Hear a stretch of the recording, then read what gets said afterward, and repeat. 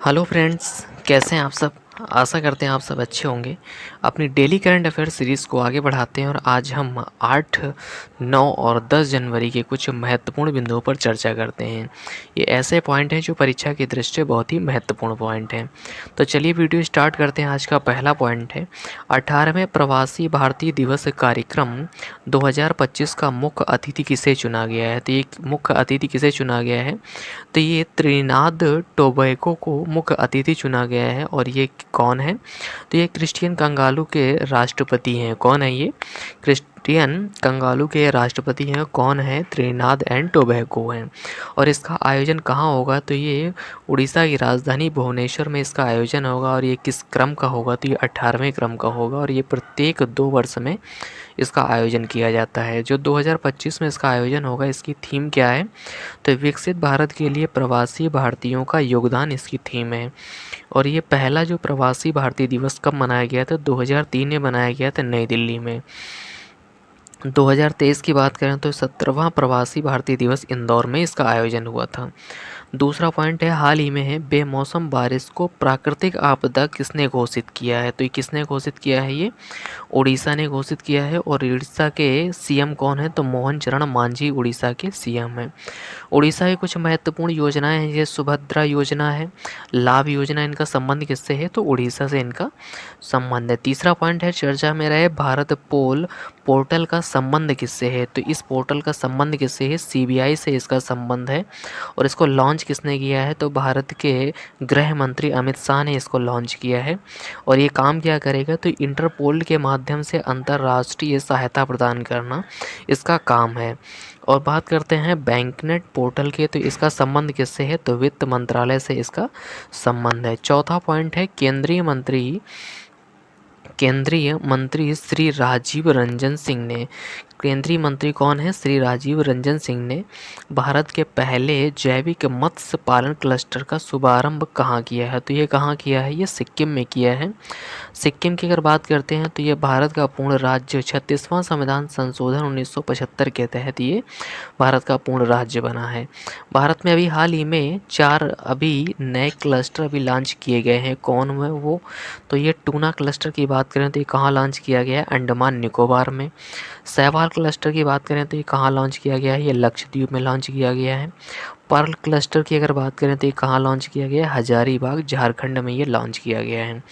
सजावटी मछली क्लस्टर की अगर बात करें तो ये कहाँ लॉन्च किया गया है, मदुरई नदी तमिलनाडु में ये लॉन्च किया गया है। पांचवा पॉइंट है, वार्षिक गोल्डन ग्लोब पुरस्कार 2025 में सर्वश्रेष्ठ मोशन पिक्चर का अवार्ड किसे मिला है। तो ये किसे मिला है, द ब्रूटलिस्ट को मिला है मोशन पिक्चर का अवार्ड। और ये किस क्रम का है, तो ये 82वें क्रम का है। और इसका आयोजन कहाँ हुआ, तो ये इसका होस्ट है, अर्थात कह सकते हैं तो कैलिफोर्निया में इसका आयोजन हुआ था।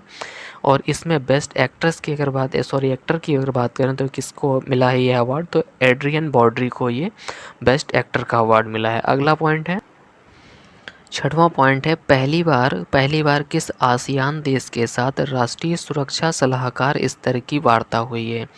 तो ये पहली बार हुई है, इसलिए इम्पॉर्टेंट है। और किसके साथ हुई है, तो ये मलेशिया के साथ हुई है। और इसका होस्ट कौन है, तो ये भारत में नई दिल्ली में इसका आयोजन हुआ है। और इसकी अध्यक्षता किसने की है, तो अजीत डोभाल ने इसकी अध्यक्षता की है। बात करते हैं भारत और मलेशिया के साथ कुछ सैन्य अभ्यास हैं जो बहुत ही इंपॉर्टेंट हैं।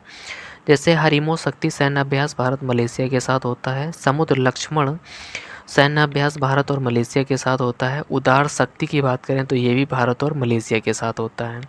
सातवां पॉइंट है, वर्ष 2025 के गणतंत्र दिवस के मुख्य अतिथि कौन होंगे।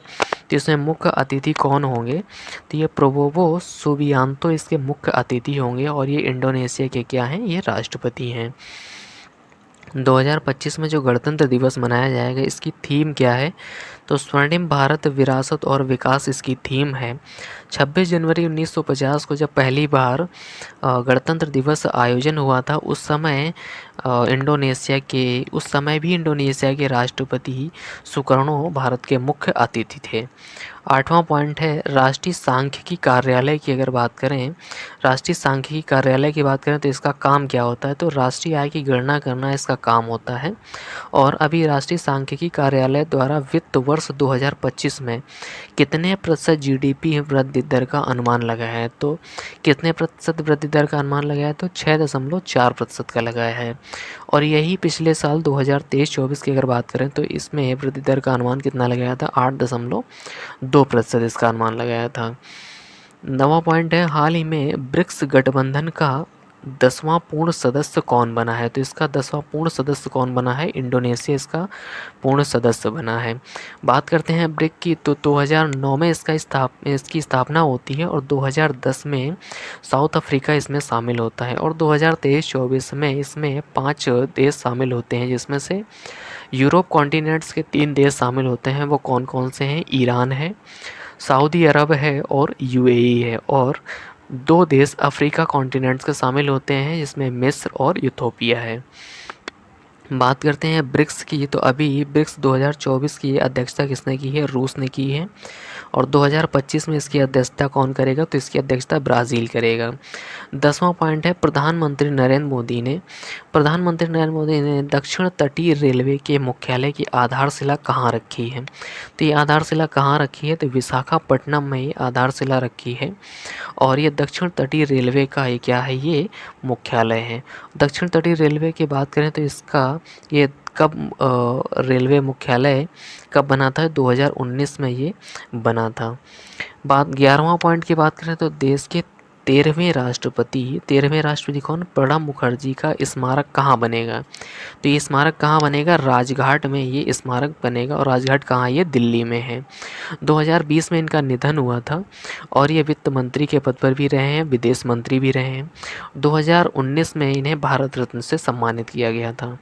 आइए बात करते हैं 10 जनवरी के महत्वपूर्ण करंट अफेयर की। तो इसमें पहला पॉइंट है, हाल ही में नई खोजों के साथ कौन सा देश लिथियम भंडार वाला दुनिया का दूसरा शीर्ष देश बना है?